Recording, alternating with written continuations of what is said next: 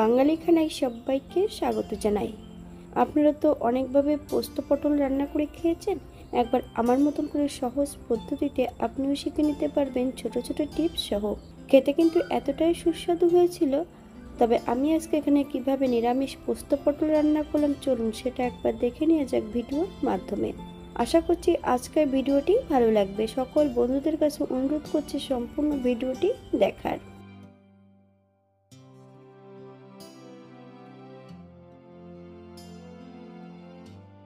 এখানে আমি বেশ কিছুটা পটল কেটে ধুয়ে পরিষ্কার করে নিয়েছি। তবে পটলগুলো আমি মাঝ বরাবর ফালি দিয়ে নিয়েছি। তবে আপনারা আপনাদের পছন্দ মতন পটলগুলো কেটে নিতে পারেন, অথবা আপনারা এগুলো গোটা পটল দিয়েও এটা রান্না করতে পারেন।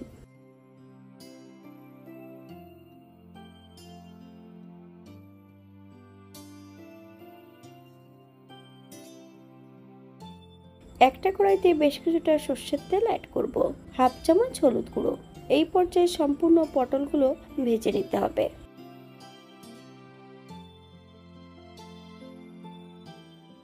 বাঙালি রান্না ঘরোয়া উপকরণ দিয়ে আপনাদের যদি রান্নাগুলো পছন্দ হয় তাহলে চ্যানেলটি সাবস্ক্রাইব করে দিয়ে পাশে থাকবেন। পাশে থাকা বেলটি বাজিয়ে দেবেন, নইলে নিত্য নতুন রান্নার নোটিফিকেশন পাবেন না। আমার চ্যানেলে বিভিন্ন ধরনের পটলের রেসিপি দেওয়া আছে, আপনাদের যদি পছন্দ হয় তাহলে চ্যানেলটি ঘুরে একবার দেখে নেবেন।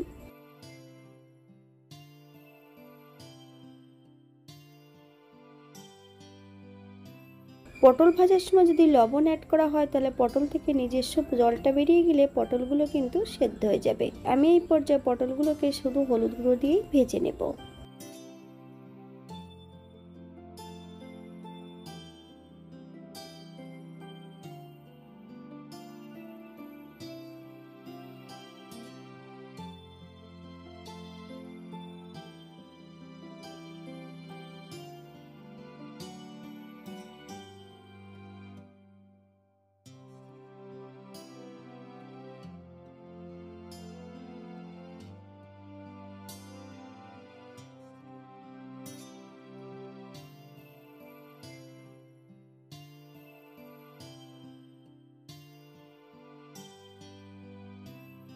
আগের থেকে বেশ কিছুটা মশলা করে রেখেছি। 1 চামচ জিরে, বেশ কয়েকটা কাঁচা লঙ্কা বেশ মিহি করে বেটে নিয়েছি, 1 চামচ হলুদ গুঁড়ো আর বেশ কিছুটা জল মশলাটার মধ্যে বেশ ভালো করে মিশিয়ে নেব।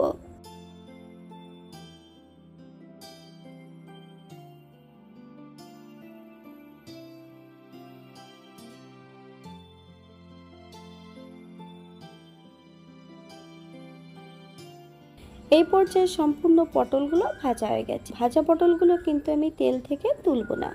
পটল ভাজার এই পর্যায়ে সম্পূর্ণ মশলাটা অ্যাড করব।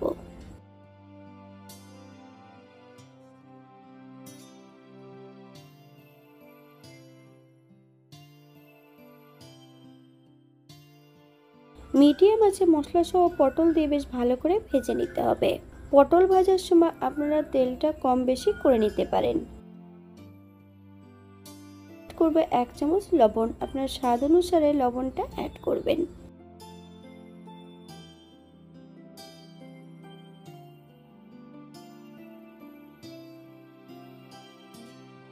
দু চামচ পোস্ত বেশ মিহি করে বেটে নিতে হবে।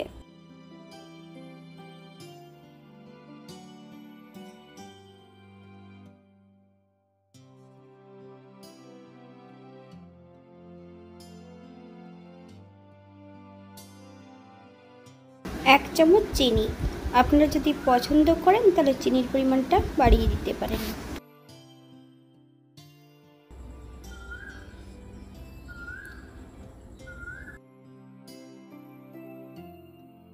এই পর্যায়ে অ্যাড করব গ্রেভির জন্য 1 কাপ জল। আপনাদের যতটা গ্রেভির প্রয়োজন আপনারা ততটা জল অ্যাড করতে পারেন। হাই ফ্লেমে 5 থেকে 7 মিনিটের মতন রান্না করে নেব।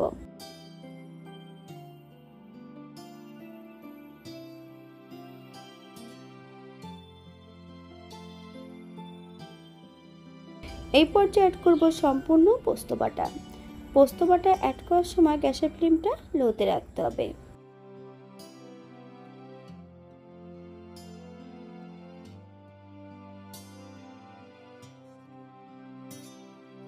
পোস্ত বাটা অ্যাড করার পর বেশ কিছু সময় লো ফ্লেমে রান্না করে নেব, তাহলে পোস্ত নিজস্ব গন্ধটা থেকে যাবে।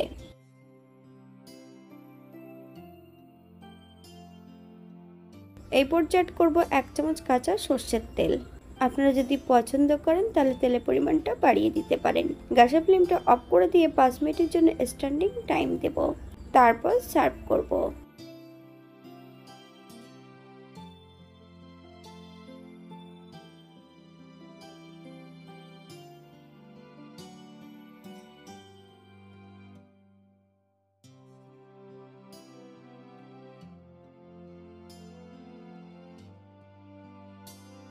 এটা দেখতে যেমন ভারী সুন্দর হয়েছে, এটা গরম ভাতে, রুটি, পরোটা সবকিছুর সঙ্গে অসম্ভব ভালো লাগবে। আপনারা যদি পেঁয়াজ, রসুন অথবা দই পছন্দ করেন তাহলে অ্যাড করতে পারেন।